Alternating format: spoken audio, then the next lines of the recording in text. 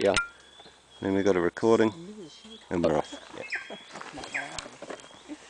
So the reason we stopped here is actually to show you this tree that's hidden away down through the bush here. You might need to step forward a bit, Jack, so that you can look down through there and see it. But this is quite a special tree. The reason being is, as a Matai, it's the oldest known Matai that's left in New Zealand. And this is this big tree. Big fat tree down there. Gorgeous. That is gorgeous. Somewhere between 1800 and 2000 years old.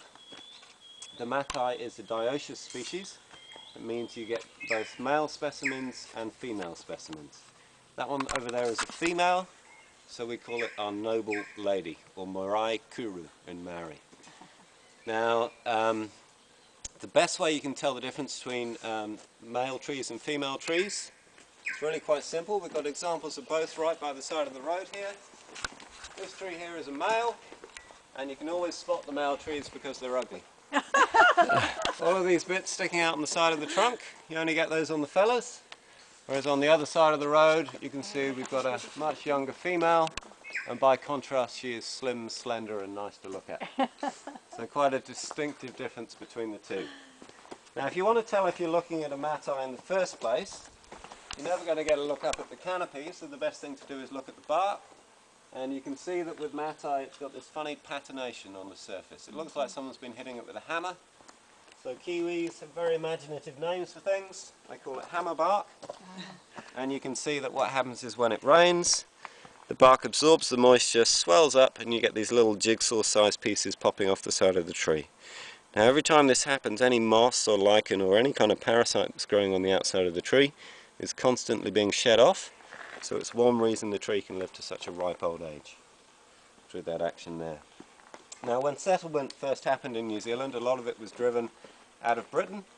Britain had a very strong naval fleet. They cut down most of the trees at home, so timber was a really, really valuable commodity for them. So a lot of logging went on. In the North Island it was karri trees that were felled. Right.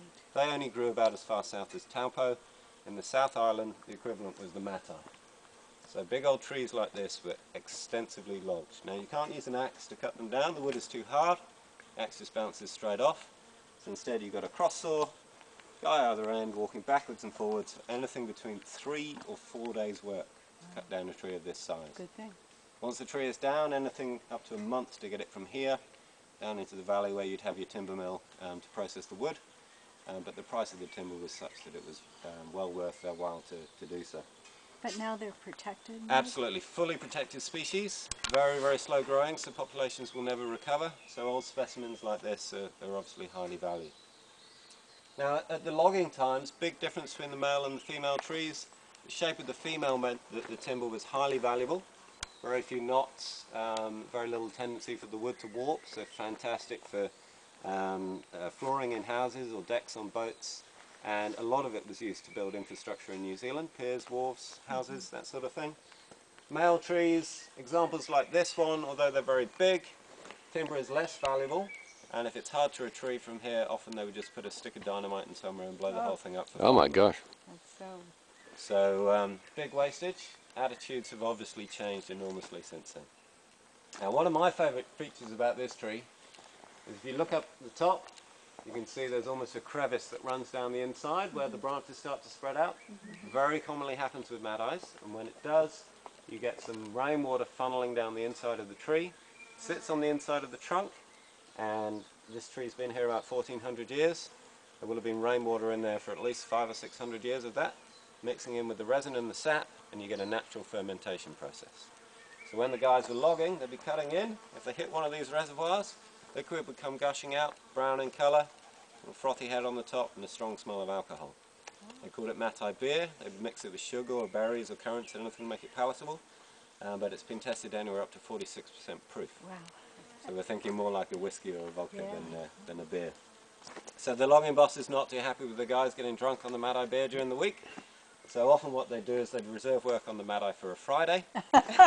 You could collect all your Matai beer, work on your hangover on the weekend, then you'd be right for work on Monday morning. But those early pioneers are very resourceful folk, so it didn't take them too long to realise that if they're on a lunch break, they didn't have to be cutting the tree down, but they could certainly try drilling holes into the trunk And if they hit one of these little reservoirs, then you can just stick a cork in the end, and then you've got yourself your own giant Matai beer keg.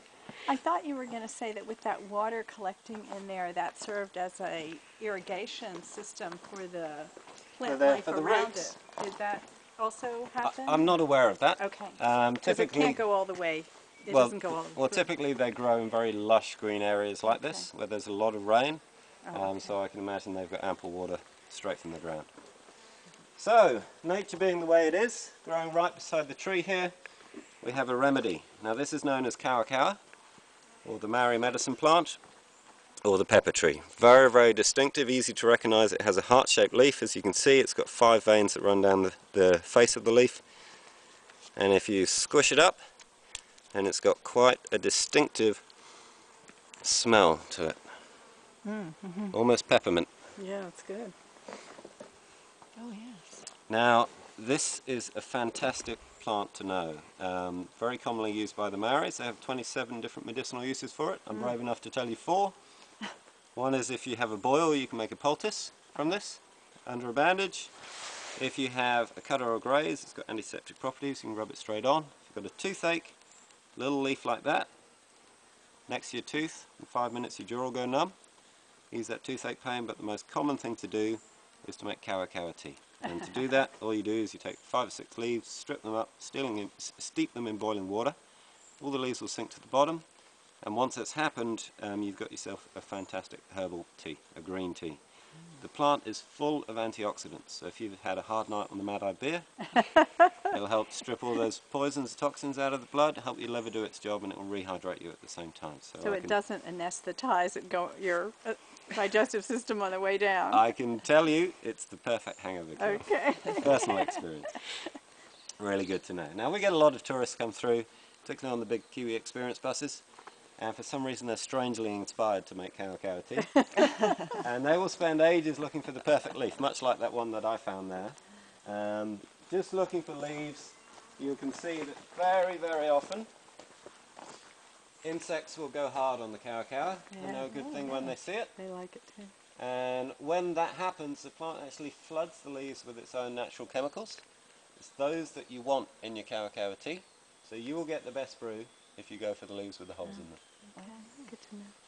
So one last thing to show you here, and that is this plant. Again, something really, really useful to know. Very distinctive. It's olive in colour. It has an irregular shape around the outside, but if you turn it over, it's always this creamy white colouring. If you just feel the texture of that leaf there, It's like silk or velvet. yeah, very soft and smooth. Lovely. There's also no toxic action associated with this plant. So if you're out in the bush, you need to disappear behind a tree for a little while. This is your best friend. If you take 2 leaves, you can put one on top of the other like that. You've got 2 ply.